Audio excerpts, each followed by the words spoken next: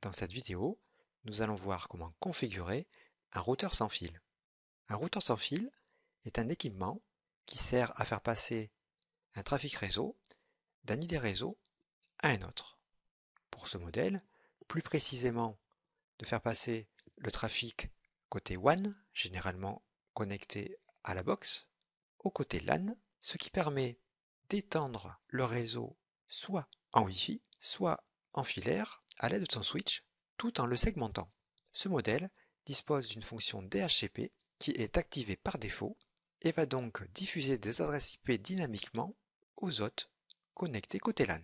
Pour la démonstration, je vous propose d'étendre un réseau domestique connecté à Internet à l'aide d'une box avec ce routeur sans fil tout en le segmentant. La box est sur l'ID réseau 192.168.1.0/24. Elle dispose d'un DHCP activé qui diffuse les adresses IP de 192.168.1.20 à 192.168.1.50. Je décide donc de choisir l'IP disponible 192.168.1.9 pour l'attribuer au connecteur WAN du routeur sans fil. Pour l'autre ID réseau, pour le côté LAN, je propose d'utiliser l'ID réseau 172.16.00/16 et décide d'affecter l'IP 172.16.1.9 à l'interface côté LAN. Le schéma réseau défini, passons maintenant à la pratique. Je me réfère au manuel pour découvrir comment réaliser un reset usine pour que le routeur récupère son IP et ses identifiants de connexion d'usine côté LAN, côté qui sert à sa configuration. Je constate que son IP d'usine n'est pas sur le même ID réseau que mon PC. Je devrais normalement changer mon IP manuellement sur le PC, mais ce routeur dispose d'une fonction DHCP activée par défaut, côté LAN, qui va donc m'attribuer automatiquement une IP sur son ID réseau dès que j'aurai connecté mon PC à son switch.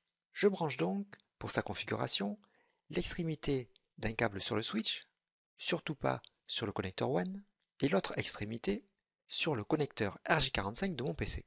Le DHCP du routeur attribue une IP à mon PC sur son ID réseau et je vais maintenant pouvoir utiliser un navigateur pour me connecter à son interface. Je vais saisir dans sa barre d'adresse son IP d'usine, 192.168.0.1, trouvé dans le manuel, et saisir ses identifiants de connexion, là aussi trouvé dans le manuel. Une fois dans son interface, je vais commencer sa configuration par son adressage IP. Je vais dans la partie network et je vais saisir l'adresse IP que l'on a définie sur le schéma réseau, donc 192.168.1.9 avec le masque 3x255.0. Sa passerelle, c'est l'interface de ma box. Et c'est aussi ma box qui fait office de DNS. Je sauvegarde. Maintenant que le côté WAN est configuré, je vais passer au côté LAN. Pour le côté LAN, j'ai décidé d'être sur l'ID réseau 172.16.00 et j'ai choisi comme IP 172.16.1.9 en /16, donc 255.255.0.0.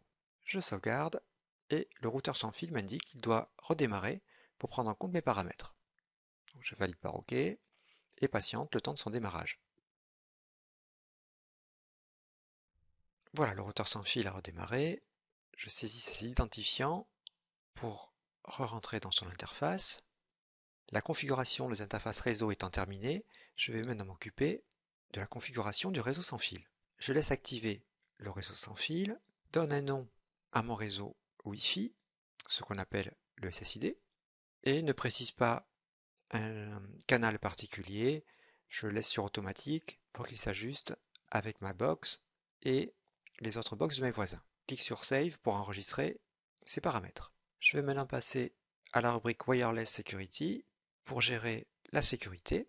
Je vais utiliser l'authentification recommandée WPA2 personnel en laissant WPA2-PSK dans le menu.